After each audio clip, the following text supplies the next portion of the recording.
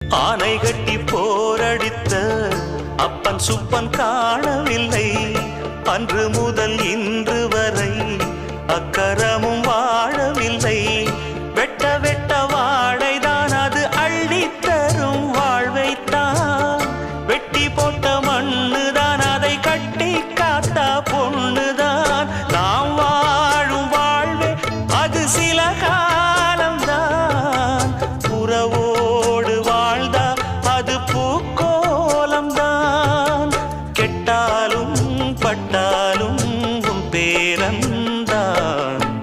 என்னடி ஞான பெண்ணே உண்மை சொல்லடி ஞான பெண்ணே.